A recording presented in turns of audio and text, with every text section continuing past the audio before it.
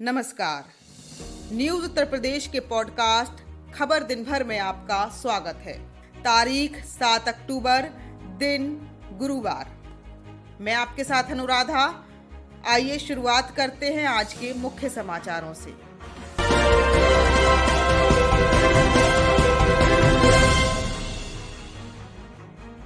लखीमपुर हिंसा मामले में सुप्रीम कोर्ट ने लिया स्वतः संज्ञान। चीफ जस्टिस रमन्ना की अध्यक्षता वाली बेंच आज करेगी सुनवाई। लखीमपुर में मारे गए किसानों से मिलने में विपक्षी दलों में आगे निकलने की होड़, कांग्रेस ने मारी बाजी। यूपीएसआईटी का बड़ा खुलासा, आईएएस इफ्तिखारुद्दीन के वीडियो से ज्यादा उसकी किताबों में कट्टरता का जहर।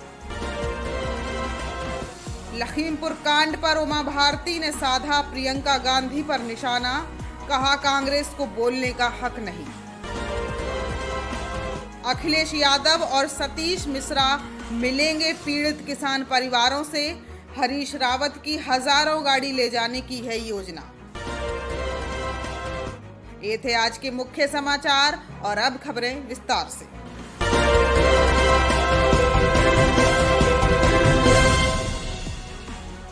उत्तर प्रदेश के लखीमपुर खीरी में किसानों को कुचलने के मामले में सुप्रीम कोर्ट ने स्वतः संज्ञान लिया है।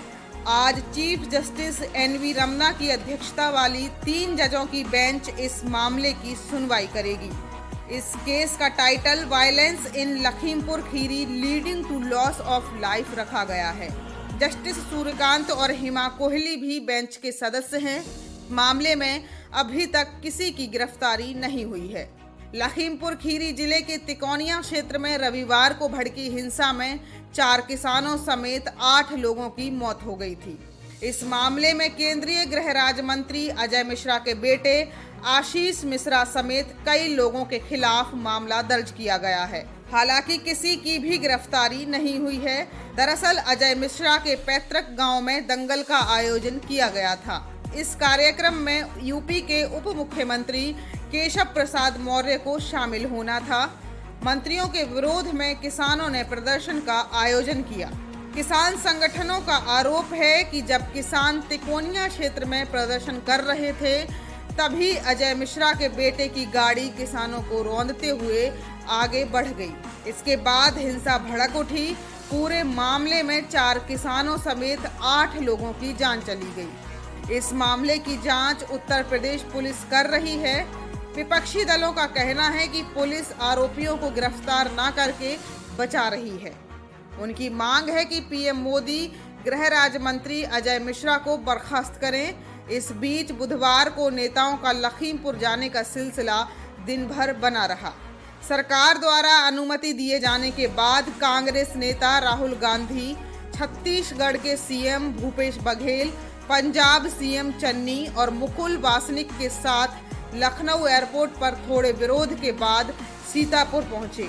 वहां 3 दिनों से पुलिस निगरानी में रखी गई प्रियंका गांधी यूपी कांग्रेस अध्यक्ष अजय कुमार लल्लू से मिले। उसके बाद सभी ने लखीमपुर में मारे गए किसानों के परिजनों से मुलाकात की।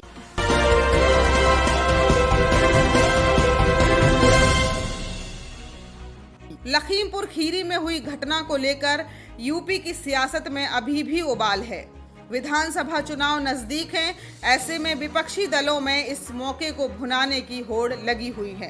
कांग्रेस, सपा, बसपा में खुद को मजबूत विपक्षी पार्टी साबित करने में जुटी हुई है। हालांकि इन सभी में कांग्रेस एक कदम आगे रही। लखीमपुर की घटना के बाद कांग्रेस ने लखनऊ से लेकर लखीमपुर तक का जोरदार प्रदर्शन किया। विधानसभा में संख्या बल के लिहाज से कांग्रेस भले ही सपा और बसपा से पीछे रही हो, लेकिन जब भी कोई बड़ा मुद्दा होता है तो सरकार को घेरने में कांग्रेस सबसे आगे नजर आती है। घटना के दिन से ही जिस तरीके से देर रात प्रियंका गांधी वाड्रा लखनऊ से लखीमपुर के लिए निकली और सीतापुर में उन्हें पहले हिरासत में ले लिया गया, फिर गिरफ्तार किया गया। उसके बाद उनका पीड़ित परिवारों से मिले बगैर वापस जाने से इनकार ने इस बात के साफ संकेत दिए कि कांग्रेस इस मामले पर सरकार को घेरने में पीछे नहीं हटेगी। फिर जिस तरीके से कांग्रेस शासित राज्यों के मुख्यमंत्रियों ने लखीमपुर जाने की बात कही, उससे ये तस्वीर साफ हो गई कि उत्तर प्रदेश में चुनाव से ठीक पहले इस मुद्दे को कांग्रेस छोड़ने वाली नहीं है और दूसरे सियासी दलों के मुकाबले जोर शोर से सरकार को घेरने में जुटी हुई है। वहीं बुधवार को राहुल गांधी दो मुख्यमंत्रियों के साथ तमाम व्यवधान के बीच लखनऊ एयरपोर्ट पर धरने पर बैठ गए। पहले सीतापुर और उसके बाद लखीमपुर जाने की उनकी जिद के आगे शासन और प्रशासन भी झुक गया।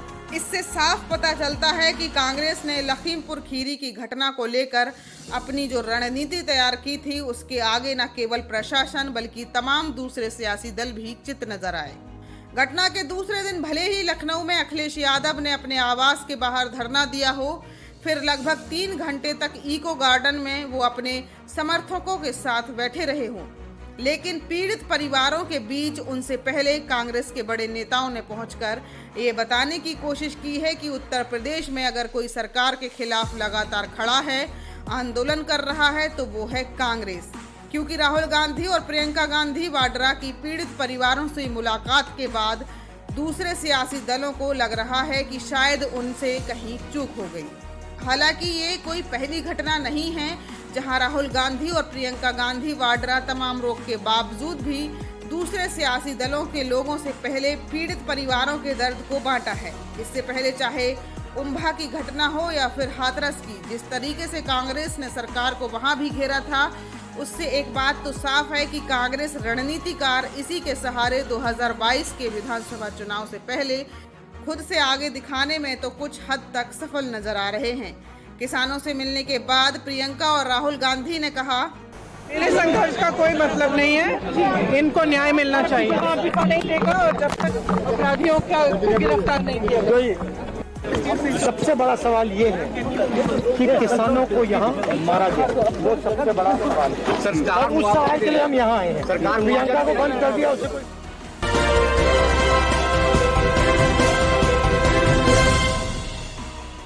यूपी के कानपुर में कमिश्नर रहे सीनियर आईएएस अफसर इफ्तिखारुद्दीन ने बुधवार को एसआईटी के सामने अपने बयान दर्ज करवा दिए हैं। इफ्तिखारुद्दीन अपने बयान दर्ज कराने के लिए अपनी तीनों किताबों के साथ पहुंचे थे। जानकारी के अनुसार इफ्तिखारुद्दीन ने एसआईटी के सामने वीडियो में मौजूद होना कबूल किया है, लेकिन धर्मांतरण कराने के आरोप को नकार दिया है। एसआईटी अब इफ्तिखारुद्दीन के वीडियो से ज़्यादा उसकी लिखी किताबों पर गंभीरता से जांच कर रही है। एसआईटी को लगता है कि वीडियो से ज़्यादा इफ्तिखारुद्दीन की किताबों में ज़्यादा आपत्तिजनक भाषा का प्रयोग किया गया है। कानपुर कमिश्नर रहे सीनियर आईएएस इफ्तिखारुद्दीन के मामले में गठित की गई एसआईटी अगले 2 दिनों में अपनी जांच रिपोर्ट शासन को सौंप देगी। बयान दर्ज होने के बाद एसआईटी अब उसकी लिखी किताबों को पढ़कर निष्कर्ष निकालने में जुट गई है कि वह किताबों के जरिए कैसे लोगों को बरगला रहा था। एसआईटी ने करीब 4 घंटे तक पूछताछ की। पूछताछ में उन्होंने कानपुर कमिश्नर रहते हुए सामने आए वीडियो को स्वीकार किया कि वह वीडियो में मौजूद हैं, लेकिन उसमें धर्मांतरण कराने के आरोप को खारिज कर दिया। एसआईटी के सामने बयान दर्ज करवाने पहुंचे इफ्तिखारुद्दीन अपने साथ अपनी 3 किताबें शुद्ध धर्म, शुद्ध भक्ति के अलावा अपनी तीसरी किताब शुद्ध उपासना तथा नमन भी लेकर पहुंचे। मिली जानकारी के अनुसार वीडियो से ज्यादा इफ्तिखारुद्दीन की लिखी किताबों में दूसरे धर्म के प्रति नफरत की बातें लिखी गई हैं। किताबों में इस्लाम को सर्वोपरि और दूसरे धर्मों को दोयम दर्जे का बताते हुए इस्लाम के फायदे भी गिनाए गए हैं। एसआईटी तीसरी किताब शुद्ध धर्म में लिखी बातों को बेहद अहम मान रही है, जिसमें कट्टरता भरे कई घटनाक्रम लिखे गए हैं। एसआईटी इफ्तिखारुद्दीन की तीनों किताबों को उर्दू के जानकारों की मदद से भी समझने की कोशिश कर रही है। माना जा रहा है कि जल्द एसआईटी अपनी रिपोर्ट तैयार कर शासन को सौंप देगी।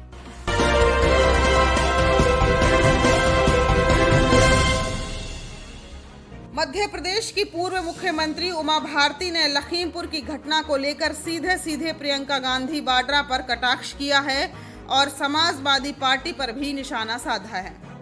अयोध्या में उमा भारती ने कहा, जब एक जुडिशियल इंक्वायरी बैठती है एक रिटायर्ड मजिस्ट्रेट केस में, तो अब इसके बाद किसी को कुछ कहना नहीं चाहिए। दूसरा, किसान आंदोलन स्वयं ही सबड्यूड है। कोर्ट के एक आदेश के अधीन सब बंधे हुए हैं। इसलिए ऐसी स्थितियों में इसमें से राजनीति निकालने की चेष्टा करना ना तो किसानों के हित में है, ना भारत के संविधान और लोकतंत्र के हित में है। अब मैं आती हूँ संविधान और लोकतंत्र पे। तो ये जो मिसेज वाड्रा बैठी हुई हैं, इनको इमरजेंसी भूल गई क्या? इनको 10,000 सिखों को जिंदा भूना जाना भूल गया क्या? इनने भारत और पाकिस्तान का जो बंटवारा कराया, धर्म के नाम पर कराया, ये भी भूल गया क्या? महात्मा गांधी की कृषि नीति जो थी कि देश कृषि आधारित आर्थिक प्रगति के रास्ते को पकड़े, उसको नेहरू जी ने पलट दिया। इसको भी भूल गए क्या? इसलिए कृषि, किसान, लोकतंत्र, संविधान, ये शब्द बोलने का अधिकार ही नहीं है कांग्रेस के लोगों को, पात्रता ही नहीं, बाकी कोई भी बोल सकता है। अच्छा, एक सवाल इसी से जुड़ा है, क्या आपको लगता है कि यूपी में विधानसभा चुनाव के पहले कोई ऐसी साजिश की जा रही है जिससे कुछ इस तरह की चीजें माहौल खराब हो जाए? साजिश तो लोकसभा से पहले भी होती है, जब से मोदी जी चुनाव लड़े हैं। 2014 से पहले भी हुई, 2019 से पहले भी हुई, यहाँ के विधानसभा चुनाव से पहले भी हुई, और इतनी प्रकार की साजिशें हुई, आप सब उसके गवाह हो। आपने ही तो दिखाया पूरी दुनिया को। मैं कहती हूँ कि सबसे ज़्यादा इंटॉलरेंस का शिकार अगर कोई पॉलिटिकल पार्टी हुई है तो बीजेपी हुई है, और सबसे ज़्यादा इंटॉलरेंस का शिकार अगर कोई हुआ है तो मोदी हुए हैं, योगी हुए हैं। हम सब घोर इंटॉलरेंस के शिकार हैं। हमारे प्रति जरा भी नरमी नहीं दिखाई जाती है। हमारी छोटी सी बात को तिल का ताड़ बना करके उछाला जाता है। पूरी कोशिश हो रही है कि हिंसा हो, दंगे हों, बेकसूर लोग मर जाएं और उनके खून की नदियां बहें, और उन खून की नदियों में नाव चला के कांग्रेस पार्टी के जैसे नेता और समाजवादी पार्टी के नेता नाव चला के सत्ता के सिंहासन पर।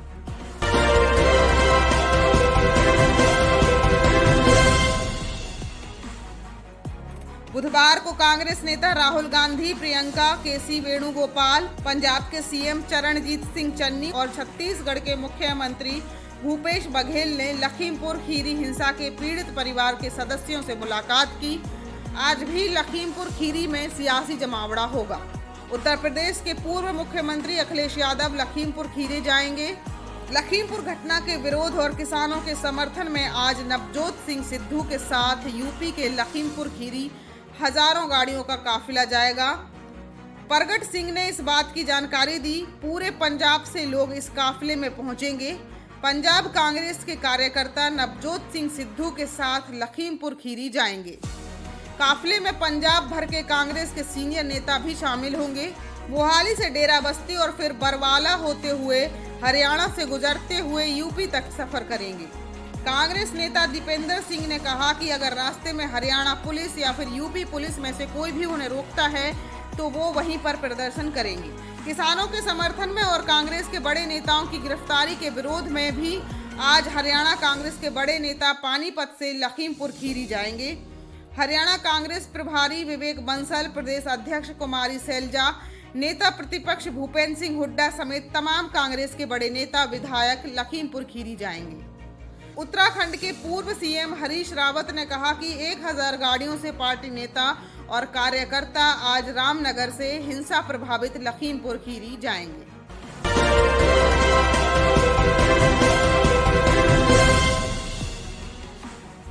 खबरों में आज के लिए बस इतना ही। कल फिर मुलाकात होगी नई खबरों के साथ। तब तक के लिए अनुराधा को दीजिए जाने की इजाजत। नमस्कार।